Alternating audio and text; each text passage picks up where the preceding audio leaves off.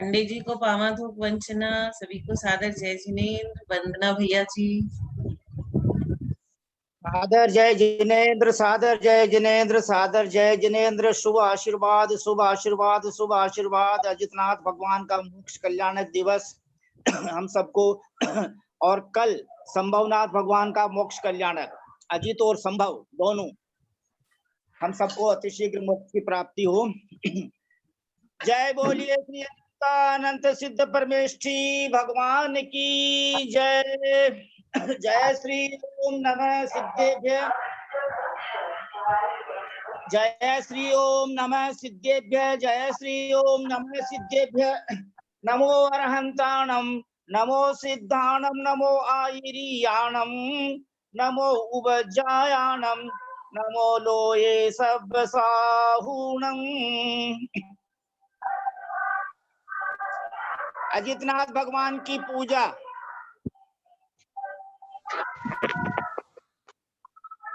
मधु बहन जी, आप अजित भगवान की पूजा करवा दीजिए और स्थापना का छंद बोलिए और मंत्र भी आप ही बोलना और मोक्ष कल्याण का मंत्र बोलना। हमारे इधर आवाज बहुत आ रही है इसलिए। मैं बोलूं पंडित जी साहब? मैं बोलूं? हाँ हाँ, आप बोलिए। हाँ, प्रणाम पंडित जी साहब, सबको जय जिनेन्द्र, बड़ों को प्रणाम। जय बोलो अजितनाथ भगवान की जय। श्री अजितनाथ पद बंधन स्वीकारो मम अभिनंदन। अति पुण्य उदय है आया, करने आया हूँ अर्चन। प्रभु आप स्वयं बैरागी, मैं तव चरणन अनुरागी। मैं काल अनंत गमाया, अब प्रीत प्रभु से जागी। मैं ध्याऊं शाम सवेरा, मेटो भव भव का फेरा। नहीं और लगाओ देरी, भक्तों ने प्रभु वर टेरा।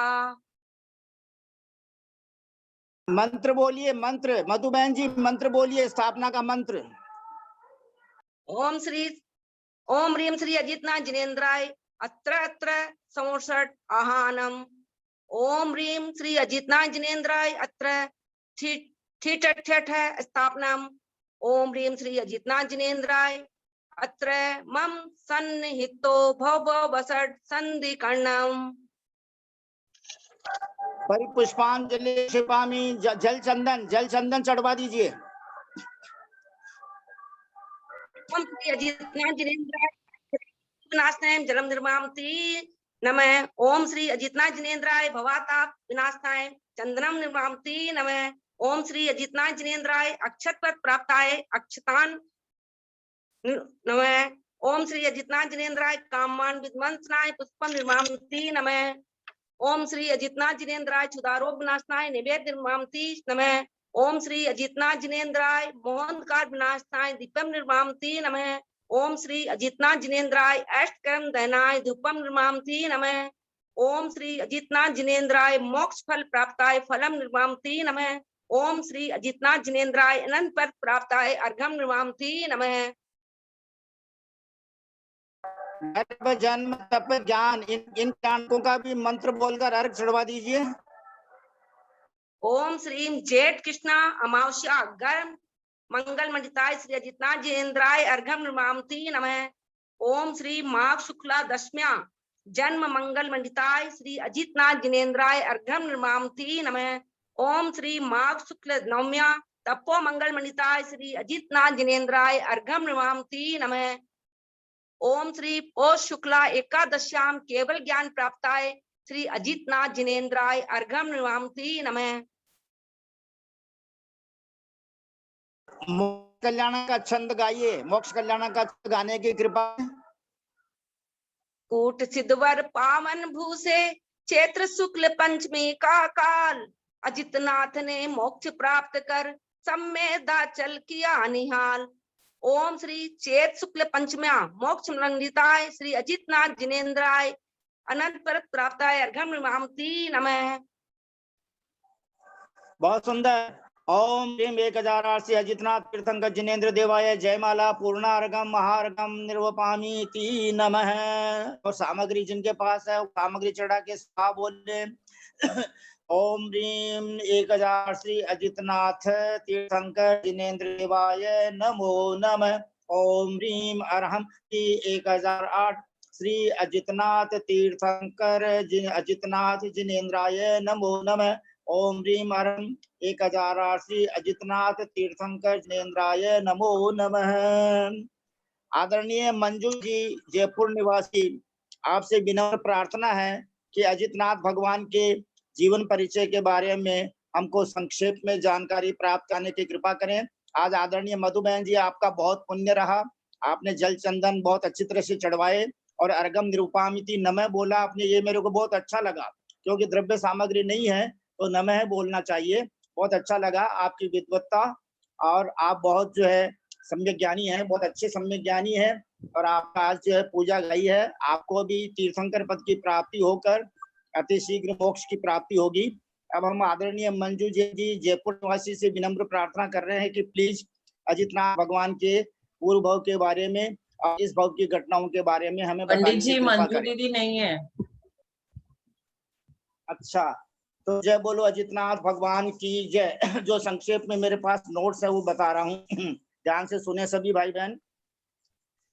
ऋषभनाथ भगवान के मोक्ष जाने के 50 लाख करोड़ सागर, इस संख्या को ध्यान से सुनना। ऋषभनाथ भगवान के मोक्ष जाने के पश्चात 50 लाख करोड़ सागर बीत जाने पर, यानी आधा चौथा काल बीत जाने पर अजितनाथ भगवान का जन्म हुआ। ये उनका अंतराल है। उनके पिता राजा जितशत्रु, माता विजया रानी, इक्ष्वाकु वंश में जन्म हुआ। जन्म जो है माघ सुदी 10वीं के दिन हुआ। रोहिणी नक्षत्र में जन्म हुआ। आकाश में तारे टूटना ये उनका वैराग्य का कारण है। और मुनि दीक्षा ली, और मुनि दीक्षा लेने के बाद 12 वर्ष तक छद्मस्त अवस्था में रहे, और उसके बाद उन्हें केवल ज्ञान प्राप्त हुआ। उनकी आयु 72 लाख पूर्व, 72 लाख पूर्व इतनी उनकी आयु थी। 18 लाख पूर्व उनका कुमार काल में गया और उनका चिन्ह हाथी था। और कामदेव जो है उनके श्री प्रजापति कामदेव उनके शासन में हुए थे, और सगर चक्रवर्ती भी उन्हीं के शासन में हुए थे, और सगर चक्रवर्ती उनके कजन ब्रदर थे।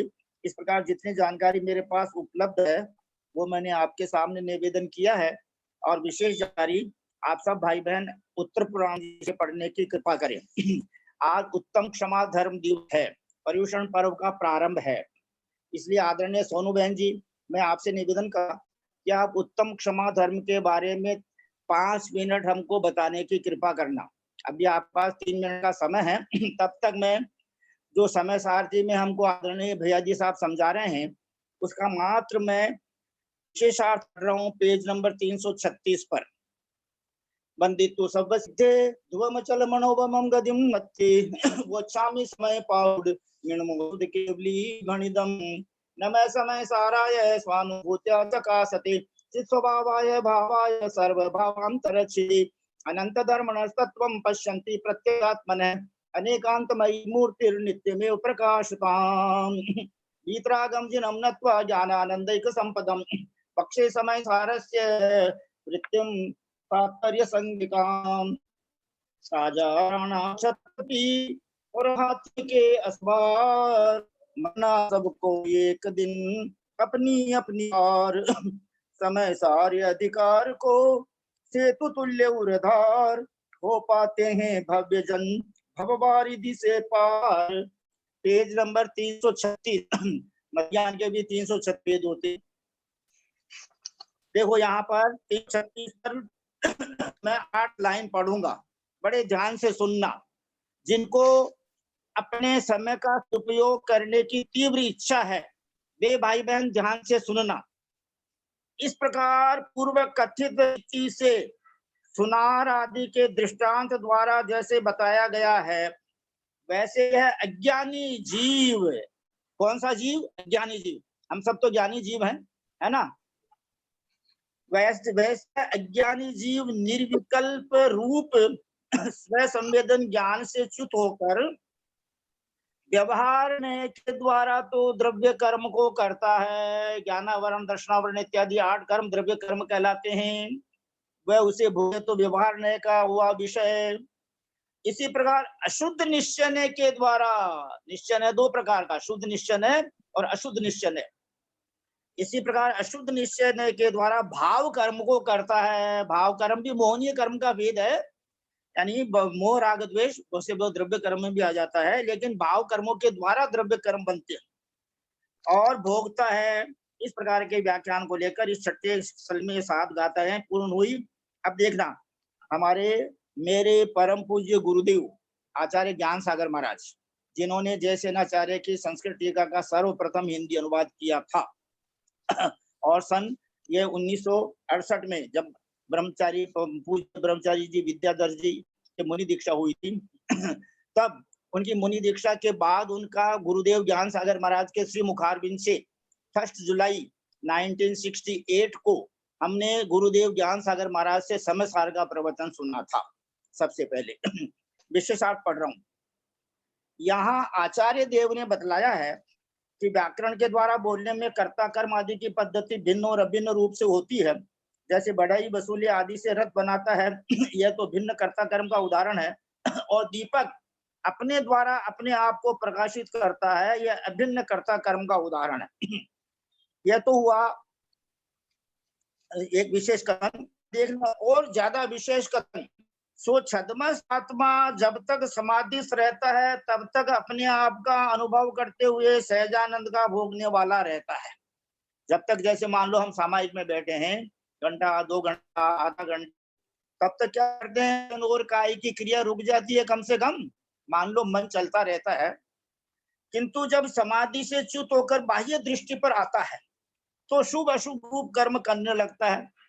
जब सामायिक से उठेंगे या तो पाठ बोलेंगे या जाप करेंगे या जो है भगवान की भक्ति करेंगे, पूजा करेंगे, कुछ भी करेंगे, और उनके फलस्वरूप सुख दुख को भोगने वाला होता है। इसलिए जो भाई बहन ज्यादा लाभ प्राप्त करना चाहते हैं उनको दिन में घंटा 2 घंटा 4 घंटा 6 घंटा, इससे ज्यादा नहीं, इससे ज्यादा होगा भी नहीं, मौन रह करके एक आसन से बैठ करके, जैसे आधा घंटा बैठ गए, फिर दोपहर में 10 मिनट बैठ गए, 15 मिनट बैठ गए, 20 मिनट बैठ गए, 5 मिनट बैठ गए, तो क्या होगा, उससे अपने को जो है शुद्धोपयोग की तरफ दृष्टि जाएगी। इस प्रकार ये संक्षेप में कथन है। और बाकी आज जो है नई गाथाएं इसलिए नहीं पढ़ रहे हैं, आदरणीय भैया जी साहब इन्हीं गाथाओं में जो बच गया है वो हमको समझाएंगे। हालांकि बचा कुछ नहीं, उन्होंने सबको समझा दिया, लेकिन ये जो गाथाएं हैं ये कल और परसों 2 दिन लेंगे, उसके बाद अष्टमी आ जाएगी।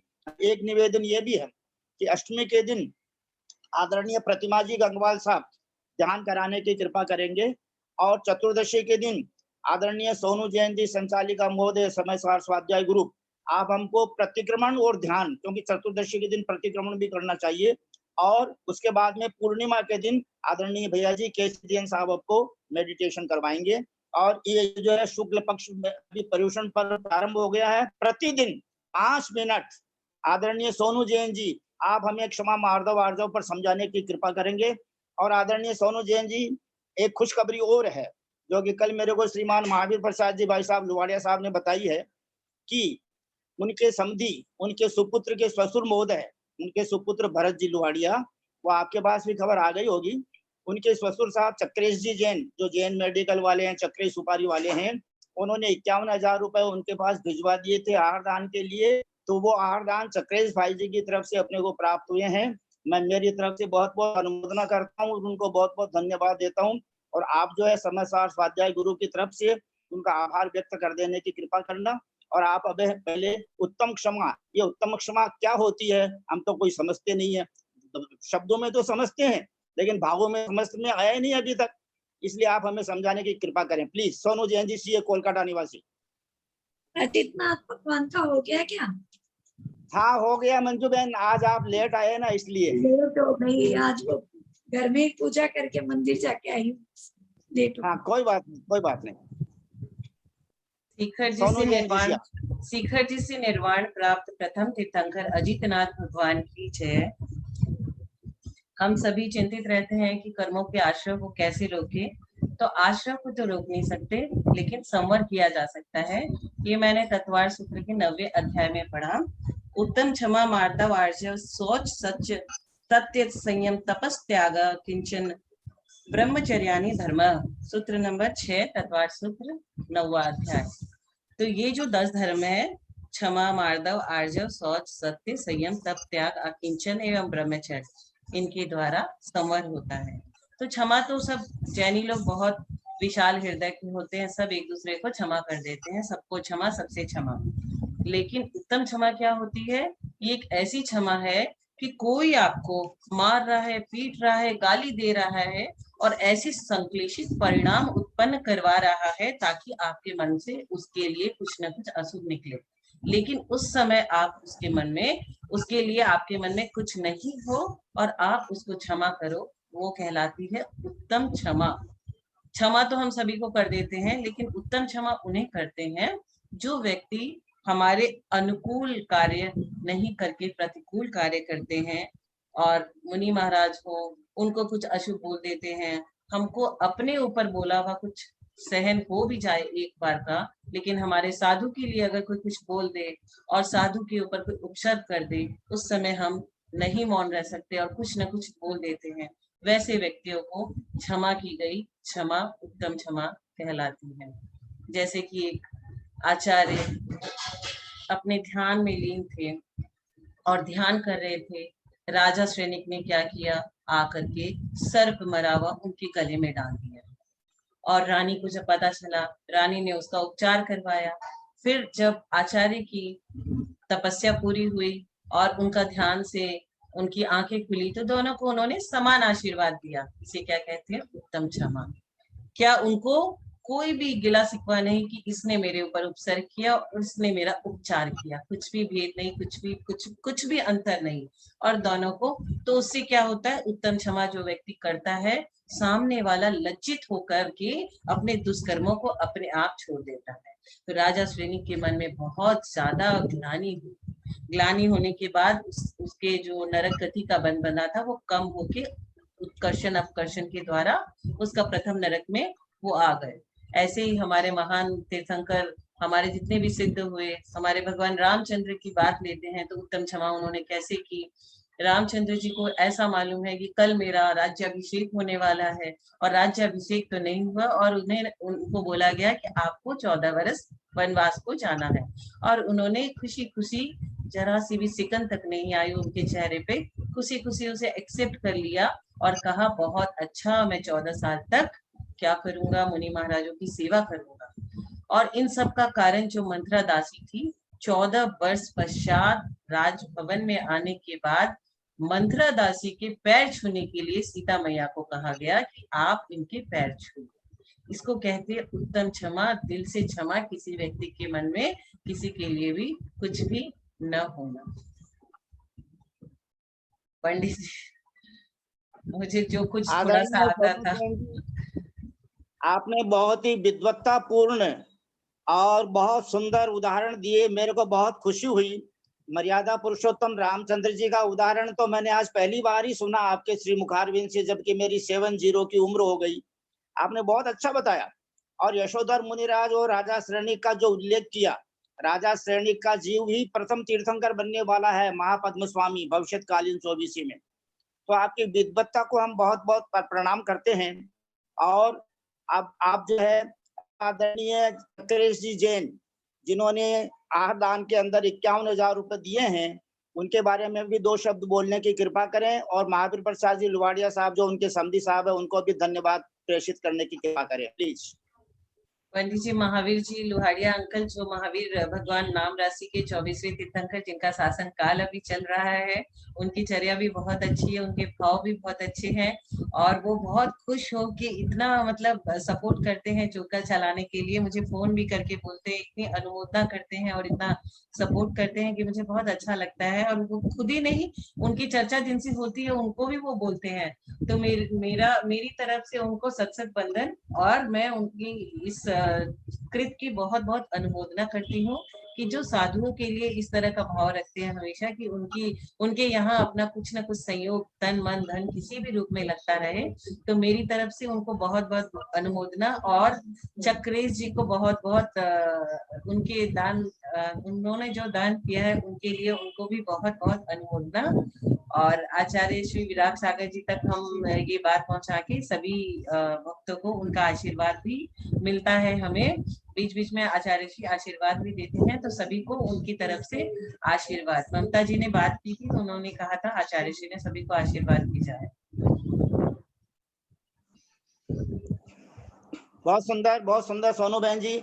मैं आदरणीय महावीर प्रसाद जी भाई साहब लुवाड़िया कोलकाता निवासी से विनम्र प्रार्थना करता हूं कि आहार दान का क्या महत्व है उसके बारे में बहुत ही संक्षेप में आप हमें बताने की कृपा करें प्लीज। श्रीमान महावीर प्रसाद जी लुवाड़िया साहब।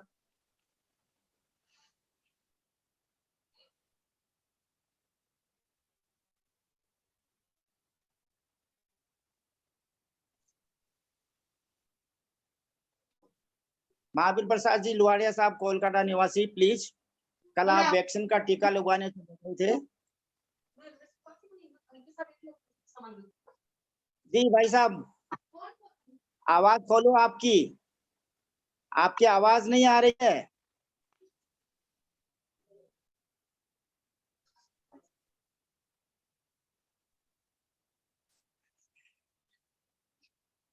अच्छा महावीर प्रसाद जी भाई साहब की भी आवाज नहीं आ रही है। उन्होंने हाथ जोड़ करके अंकल अनम्यूट अनुमोदन करिए किया। ना।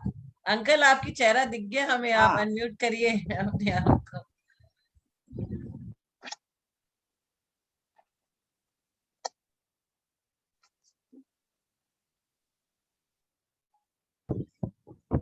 आएगी आवाज, उसको अनम्यूट करिए। आप इतने 72 साल की उम्र में भी इतने मतलब सब चीज में इंटरेस्ट रखते हैं, हमें बहुत अच्छा लगता है ये चीज।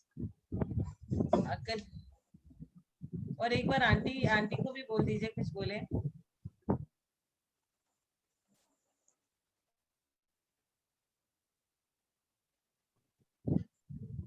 शायद नहीं बोलेंगे, बोल रहे हैं। कोई बात नहीं। उनकी जो उनकी जो स्वीकृत यानी मौन स्वीकृति है उसकी हम बहुत सभी भाई बहन बहुत बहुत अनुमोदना करते हैं। और आदरणीय सोनू जैन जी प्रतिदिन आपको कम से कम 5 मिनट 10 धर्मों के बारे में बोलना है। कल संभवनाथ भगवान का मोक्ष कल्याणक दिवस है, इसलिए यदि बाबूजी शंभूलाल जी जैन यदि पूजा गाएंगे तो हमको बहुत अच्छा लगेगा। आदरणीय ललिता बहन जी साहब जो हमारे जैनागम की प्रगाढ़ विदुषी बहन है, उनके पूज्य पतिदेव और जो है उनका नाम भी शंभूलाल जी है, तो संभव और कल संभवनाथ भगवान का मोक्ष कल्याणक है। यदि वो क्लास में रहें क्योंकि कल संडे है, तो वो अवश्य पूजा गाने की कृपा करें। अब हम सभी भाई बहन हाथ जोड़कर सिर झुकाकर परम आदरणीय ब्रह्मचारी भैया जी नहीं आए, ज्वाइन नहीं किए हैं। अच्छा तो एक सूचना तो मैं ये बता रहा हूँ कि अभी भैया जी अगर पधार जाएंगे तो ठीक है, नहीं तो आदरणीय ललिता बहन जी साहब जो हमको अंतर प्ररूपना समझा रही हैं, वो मैंने कल सरवार सिद्धि खोली तो पेज नंबर 58 पर पहले अध्याय के 8वें सूत्र की टीका जो पूज्यपाद आचार्य के द्वारा लिखी गई है, उस पर पेज नंबर 58 पर 127 नंबर और 128 नंबर का पैराग्राफ, 2 पैराग्राफ कल पढ़े थे। और वो अभी अपनी सम्यक तो मार्गना चल रही है, यानी गति, इंद्रिय, काय, योग, वेद, कषाय, ज्ञान, संयम, दर्शन, लेस्या, भव्यत्व 11 मार्गना हो गई। 12वीं मार्गना सम्यक्त्व, इसके बाद में आएगा संज्ञा मार्गना और आहार मार्गना। इस प्रकार ये अंतर प्ररूपणा जो है मतलब 1-2 दिन में 4 दिन में जब भी आज भी पूरा हो जाएगा, उसके बाद में जो सत प्ररूपणा से प्रारंभ करने की कृपा करेंगे, बहुत अच्छा रहेगा। तो यदि आदरणीय भैया जी साहब नहीं पधारे हैं तो हम सभी भाई बहन हाथ जोड़कर और सादर जय जिनेन्द्र, सादर उनको प्रणाम, सादर प्रमाण निवेदन करके आदरणीय ललिता बहन जी साहब से विनम्र प्रार्थना करते हैं कि आप हमें उत्तम क्षमा के बारे में भी, अजितनाथ भगवान के बारे में भी, अंतर प्ररूपणा के बारे में भी कैसे भी करके आप हमको इस प्रकार से जल समझाने की कृपा करें कि हम सबको अतिशीघ्र तीर्थंकर पद की प्राप्ति होकर के मोक्ष कल्याण की प्राप्ति हो जाए। आदरणीय ललिता बहन जी साहब प्लीज सादर वंदना, सादर प्रणाम। सादर पामाडोक, सादर जय जिनेंद्र। पंडित जी साहब, खुद को तो पहले मेरे को मोक्ष मार्ग मिल जाए, उसकी लाइन में मैं आ जाऊं तब मेरे में कोई योग्यता हो किसी को कुछ देने की। खुद का मेरा ठिकाना ही नहीं, कहाँ हूं मैं पता ही नहीं है। धन्य हो पंडित जी साहब, आप धन्य हो। आप रहे हैं ना बड़े बड़े आचार्यों के साथ, इसलिए आपकी वाणी में लगता है कि जैसे यूं तो जीभ बहुत सरल होती है, बेचारी जीभ को जैसे भी मोड़ लो, लेकिन आपकी जीभ तो ज्यादा ही लचीली है। गजब है, आप तो भाई गजब है। अयोग्य पात्र से इतनी बड़ी चीज की आप कहते हैं। धन्यवाद। और जहां तक पंडित जी साहब और सारी परिरूपणा की बात है, तो अपने लोग, आप जैसा कि कल निमित चंद भाई साहब को कहे भी है, आप लोग सब कोई ग्रंथ मंगा ले, भाई साहब भी मंगा ले, कैसे भाई साहब, हम लोग सब मिलके करेंगे तो बहुत कुछ समझ में आ जाएगा। ऐसा नहीं है, कुछ कुछ चीजें हैं जो नहीं भी पकड़ में आ सकती है, लेकिन कुछ आपको समझ में आएगी, कुछ मेरे को, क्योंकि आप तो आचार्यों के संग में रहे हैं। अब तो बहुत कुछ है पंडित जी साहब, आप में तो बहुत सारे रत्न छिपे हुए हैं, आप निकाल के देना नहीं चाहते हैं, कंजूसी मत करिए, वो रत्न सबको बांटिए। आप उसमें अकेले रखेंगे तो नहीं चलेगा, सबको बांटिए, आपके पास बहुत रत्न है। आप आचार्यों की संगत में रहे पंडित जी साहब, हम तो कभी किसी के संगत में रह ही नहीं पाए। इसलिए आपके पास तो बहुत सारी चीज है, सबके सहयोग से हो सकता है कि सारी परिरूपणा हम लोग को बहुत कुछ समझ में आ जाए, और 50% भी अगर आती तो हमारा तो क्षयोपशम बढ़ेगा ही बढ़ेगा। एक दिन की पूरी सामायिक पंडित जी साहब आपकी भावना पर हुई कि जिन शब्दों, शब्द मात्र से मेरा परिचय था, पंच परावर्तन, लब्धि, अध्यवसाय स्थान, अन्य अध्यवसाय, अथवा ये अंतर परिरूपणा तो खैर महान चीज है। पता नहीं मेरा कौन सा निधत्ति निकाचित पुण्य बांधा हुआ था पंडित जी साहब की आपके निमित्त से, और मैं इन चीजों को जो भी 10% 20% जितना भी जानी मैं, मेरे को इतना क्षय उपशम हुआ, इसमें कोई दो मत नहीं है। कभी मेरा ऐसा पुण्य बांधा हुआ था, आपके निमित्त से उदय में आया, नहीं तो वरना इन चीजों का मेरे तो दूर दूर से वास्ता नहीं था। पर मैं आपके लिए इसकी बहुत ऋणी रहूंगी पंडित जी साहब, आपके निमित्त से मेरा ये चीज हुआ, मैं बहुत बहुत ऋणी हूँ आपके लिए। और हम लोग जरूर करेंगे, सारी परिरूपणा सब मिल करके करेंगे पंडित जी साहब, मेरे अकेले में क्षमता नहीं है, आप लोग हम लोग सब मिलके करेंगे। कोई एक लाइन समझेगा, कोई 2 लाइन समझेगा, कोई कुछ समझेगा। स्वाध्याय इसी का नाम है, सबके दिमाग से जो किया जाता है वही स्वाध्याय होता है पंडित जी साहब। एक आदमी बोलता वो तो कक्षा हो जाती है, अपने स्वाध्याय कर रहे हैं, सब मिल करके जरूर अपने लोग सारी परिरूपणा, आपकी भावना को जरूर हम लोग कार्यान्वित करेंगे। बिल्कुल उसको हम लोग को पूरी परिरूपणा समझनी है। आपकी भावना से मुझे बहुत लाभ होगा, और मैं नहीं जानती हूँ, मुझे तो बहुत लाभ होगा। चलिए शुरू करते हैं पंडित साहब। सरस्वती नमस्तुभ्यं वरदे कामरूपिणी, विद्यारंभं करिष्यामि सिद्धिर्भवतु मे सदा। द्वादशम जिनवानी माता की जय, प्रणम सागर महाराज की जय। छायोपशमिक सम्यक दर्शन हम लोग पढ़ रहे हैं। एक जीवम प्रति जघन्यना अंतर्मुहूर्तः, छायोपशमिक सम्यक दृष्टि प्रमत अप्रमत संयत का जघन्य अंतर्मुहूर्त है। हम सभी जानते हैं इनमें प्रमत से अप्रमत में आ जाए, अप्रमत से प्रमत में आ जाए, और ये अंतर निकल आता है। उत्कर्षेण त्रैस त्रिश सागरोपमानी साति रेखानी, इन्हीं का उत्कृष्ट अंतर साधिक 33 सागर है। एक प्रमत संयत जीव अप्रमत संयत में अंतर्मुहूर्त रहकर एक समय कम 33 सागर आयु वाला देव हुआ, क्योंकि किसी भी गुण स्थान में केवल तीसरे गुण स्थान में और 8वें गुण स्थान के निद्रा प्रचला जब तक विच्छुत्ति नहीं होती है, छोड़ करके बाकी 11वें गुण स्थान तक में कहीं भी मरण को प्राप्त हो सकता है। ये चीजें हम इसलिए बार बार बोलते हैं कि सबको याद हो जाए। कुछ सिद्धांत हमको याद हो जाता है बार बार बोलने से, इसलिए बार बार बोलते हैं। किसी भी गुण स्थान में जीव का मरण है, सिवा तीसरा गुण स्थान और 8वें गुण स्थान में पहले समय में निद्रा प्रचला 2 निद्रा की विच्छुत्ति होती है। जब तक 2 निद्रा की विच्छुत्ति नहीं होती है तब तक किसी छपक श्रेणी वाले का तो होता ही नहीं है, उपसम श्रेणी वाले का भी मरण नहीं होता, वरना सब जगह 11 गुण स्थान तक सभी गुण स्थानों में जीव का मरण है। यहाँ सप्तम गुण स्थान में ला करके मरण को प्राप्त करा रहे हैं। सप्तम गुण स्थान में ही जो छठे गुण स्थान से सातवें गुण स्थान को जाने को रहता है, ब्रज वृषभ नाराज, सरिता जी को याद आ जाएगा, ब्रज वृषभ नाराज सहनन वाला होता है। उसी मुनि महाराज के 33 सागर की देव आयु का बंध होता है। हम लोग करनाम योग में जान चुके हैं कि इसका कौन 33 सागर की आयु का बंध करने वाला कौन होता है? संयमी जीव होता है, सकल संयमी जीव होता है। वो भी कब? क्योंकि आयु का बंध, मैं ये बात इसलिए दोहराती हूँ, सभी अभी करनाम योग पढ़े हैं, सबको ध्यान आ जाएगा। हम सभी जानते हैं 148 कर्म प्रकृति में 3 आयु का बंध विशुद्ध परिणाम से होता है। अधिक आयु का बंध तो सभी परिणाम से हो रहा है, अधिक स्थिति का बंध 3 प्रकृति का, 3 आयु का विशुद्ध परिणामों से होता है। उन्हीं विशुद्ध परिणामों से बाकी बची प्रकृतियों की स्थिति का बंध कम होता है। 33 सागर देवायु है, शुभ आयु है, उत्कृष्ट स्थिति है। इसका बंध कब हो रहा है? जब छठे से सातवें में जा रहा है तब। क्यों ऐसा क्यों हो रहा? सातवें में जाके कर ले? नहीं, छठे से सातवें गुण स्थान को प्राप्त करते हुए मुनि महाराज का सबसे ज्यादा विशुद्ध परिणाम रहता है।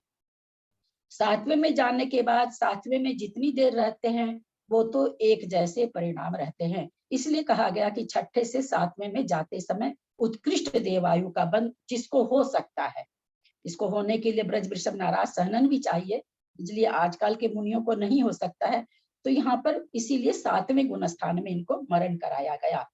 तो एक समय कम 33 सागर आयु वाला देव हुआ, वहां से मरण कर पूर्व कोटि की आयु वाला मनुष्य हुआ। हम सभी जानते पूर्व कोटि की आयु चौथे काल में होती है अथवा विदेह क्षेत्र में हमेशा ही होती है। अंत में प्रमथ संयत हुआ, छठा गुण स्थान प्राप्त हुआ, अंतर प्राप्त हो गया।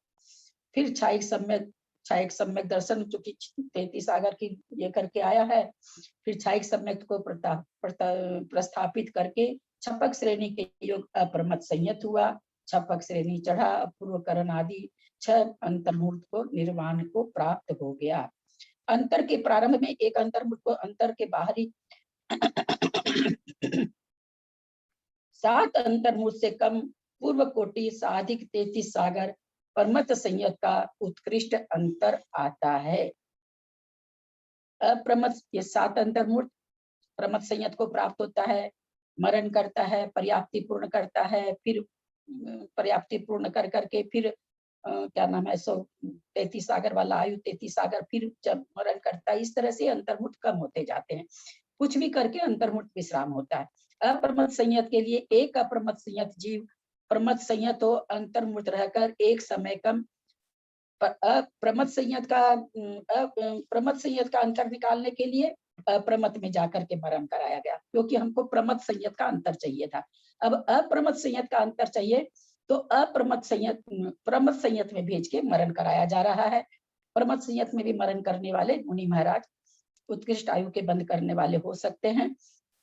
33 सागर की आयु वाले देव हुआ, वहां से चित्तो पूर्व कोटि आयु का मनुष्य हुआ, अंतिम अंतर्मूर्त में अप्रमत संयत हुआ। क्योंकि अप्रमत संयत में लाना था, इसलिए पूरे समय तक उसको चौथे गुण स्थान में ही रखा गया, चौथे से सातवें में आया, अंतर प्राप्त हो गया। तो इस तरह कहते हैं कि 6 अंतर्मूर्त कम और 33 सागर अंतर मिलता है अप्रमत संयत का छायोपशमिक सम्यक दृष्टि के लिए। अंतर के आदि का एक समय कम 33 सागर आयु वाला देव छायोपशमिक सम्यक दृष्टि को बनाया है। इससे बोलते हैं ज्ञात होता है वेदक सम्यक दृष्टि। यदि 33 सागर पूर्ण आयु करता है तो निर्वाण से वर्ष पृथकत्व पूर्व दीक्षा लेनी पड़ती है, जो यहाँ पर इष्ट नहीं था। क्योंकि एक ही समय कम करा रहे हैं तो ऐसा नहीं है, कह रहे हैं कि निर्वाण से पहले 3 से 9 वर्ष पहले दीक्षा लेनी पड़ती है, ऐसा कह रहे हैं। इस प्रकरण से ज्ञात नहीं होता है। इस प्रकरण से अंतर्मुहूर्त पहले ही उसको दीक्षा करवा रहे हैं, 7वां गुणस्थान, जो कि अंतर लाना है। इसलिए यहाँ एक चीज पंडित जी साहब, जो हम लोगों को अपने लोग को शंका चल रही थी कि 33 सागर में छायिक सम्यक दृष्टि ही जाता है, उस प्रश्न का उत्तर भी हमें मिल गया कि छायोपशमिक भी जा सकता है, क्योंकि यहाँ छायोपशमिक को ही भेज रहे हैं। तो ये जो हम लोग को मन में भ्रम था कि छायिक ही जाना चाहिए, ऐसी बात, जबकि ये बहुत पहले ही पता चल गया था, पर कहीं ऐसा लिखा हुआ बस ऐसे है कि 9 ग्रेवेग से ऊपर सम्यक दृष्टि ही जाते हैं, ऐसा कहीं लिखा हुआ खोल के नहीं था कि छायोपशमिक जाते हैं अथवा छायिक जाते हैं। तो पारिशेष न्याय से तो यही निकलता था कि दोनों ही तरह के जा सकते हैं, लेकिन फिर भी क्योंकि जिनवानी की बात है, बिना बिना कुछ मिले थोड़ा जिह्वा हिलाने में डर लगता है, परंतु आज यहाँ से पूरा पता चल गया कि छायोपशमिक सम्यक दृष्टि 33 सागर की आयु को प्राप्त कर सकता है। ऐसा कोई नियम नहीं है कि छायिक ही जाए। औपशमिक सम्यक दृष्टि से असंयत सम्यक दृष्टि नाना जीवापेक्षा जघन्य का समय उत्कर्षेण सप्त रात्रिम दिनानि। औपशमिक सम्यक दृष्टि में असंयत सम्यक दृष्टि का नाना जीवों की अपेक्षा जघन्य से अंतर 1 समय और उत्कृष्ट से 7 दिन रात है। हम लोग जानते हैं कि औपशमिक सम्यक दर्शन का सांतर मार्गना है और उसका उत्कृष्ट अंतर 7 दिन रात है। तो ये मार्गना के हिसाब से अंतर है। एक जीवम प्रति जघन्य उत्कृष्टम चांतर मुहूर्त, इन्हीं का एक जीव की अपेक्षा जघन्य और उत्कृष्ट अंतर मुहूर्त है। जघन्य के लिए किसकी बात चल रही है? औपशमिक सम्यक दृष्टियों की चल रही है। एक संयत उपशम श्रेणी से रहकर असंयत सम्यक दृष्टि हुआ और अंतर्मूर्त रहकर संयमा संयम को प्राप्त हुआ। अंतर्मूर्त से पुनः असंयत हो गया और इस तरह से जघन्य अंतर हमें एक समय प्राप्त हो गया। उत्कृष्ट के लिए एक संयत उपशम श्रेणी से उतरकर असंयत सम्यक दृष्टि हुआ, वहां अंतर्मूर्त रहकर संयमा संयम को प्राप्त हुआ। पश्चात अप्रमत और प्रमत संयत होकर असंयत सम्यक दृष्टि हो गया, उत्कृष्ट अंतर प्राप्त हो गया। यहाँ मन में आ रहा होगा कि ऊपर से लाकर के चौथे में लाके उसका अंतर निकाल रहे हैं। ऊपर ले जाने का कारण यह है कि यहाँ औपशमिक सम्यक दर्शन का निकालना है हमको अंतर, जो कि उपशम श्रेणी में चढ़ते समय होता है। फिर कहते हैं संयता संयत नाना जीवापेक्षा जघन्य का समय उत्कर्षेण चतुर्दश रात्रि दिनानि। उपशम सम्यक दृष्टियों में संयता संयत नाना जीवों की अपेक्षा अंतर 1 समय है और उत्कृष्ट अंतर 14 रात दिन है। यह मार्गना का ही अंतर है, इसलिए इसमें कोई किंतु परंतु नहीं है। एक जीवम प्रति जघन्य उत्कृष्टम चांतर मुहूर्त, इन्हीं का एक जीव की अपेक्षा जघन्य और उत्कृष्ट अंतर मुहूर्त है। जघन्य अंतर के लिए एक संयत उपशम श्रेणी से उतरकर संयमा संयम को प्राप्त हुआ। हम सभी जानते हैं उपशम श्रेणी से उतरकर अगर छायिक सम्यक दर्शन नहीं प्राप्त किया है तो मिथ्यात्व में भी जा सकता है। तो उपशम श्रेणी से उतरकर संयमा संयम को प्राप्त हुआ और अंतर्मूर्त रहकर असंयत सम्यक दृष्टि हो गया, फिर से अंतर्मूर्त में संयमा संयम को प्राप्त हुआ। इस प्रकार जघन्य अंतर आया। इसमें लग रहा होगा ये अंतर तो नीचे भेज के ऐसे भी निकल सकता है, यहाँ इसलिए ये अंतर बताया जा रहा है क्योंकि उपशम वाले का हम लोग समझ रहे हैं, इसलिए इनको ऊपर भेज के अंतर निकाला जा रहा है। उत्कृष्ट अंतर के लिए एक संयत उपशम श्रेणी से उतरकर संयता संयत हुआ, अंतर्मूर्त रहकर अप्रमत संयत प्रमत संयत और असंयत सम्यक दृष्टि होकर संयता संयत हो गया। इस प्रकार उत्कृष्ट अंतर प्राप्त हो गया, जो कि दोनों अंतर्मुहूर्त है, क्योंकि उपशम श्रेणी में चढ़ने का भी एक गुण स्थान का भी अंतर्मुहूर्त, चढ़ने का सारे का भी अंतर्मुहूर्त और चढ़ने और उतरने का भी अंतर्मुहूर्त काल बताया जाता है। प्रमता प्रमत संयत और नाना जीवापेक्षा जघन्य का समय उत्कर्षेण 5-10 रात्रि दिनानि। उपशम सम्यक दृष्टि प्रमत अप्रमत संयतों का नाना अंतर नाना जीवों की अपेक्षा जघन्य से 1 समय और उत्कृष्ट से 15 दिन रात है। ये भी सांतर मार्ग न होने का उसका अंतर है। एक जीवन प्रति जघन्य उत्कृष्टम चांतर मुक्त, इन्हीं का एक जीव की अपेक्षा जघन्य और उत्कृष्ट अंतर अंतर मुहूर्त है। जघन्य अंतर कैसे? एक संयत उपसम श्रेणी से उतरकर प्रमत संयत हो, अंतर मुहूर्त रहकर अप्रमत हुआ, फिर प्रमत गुण स्थान को प्राप्त हुआ, इस प्रकार अंतर प्राप्त हो गया।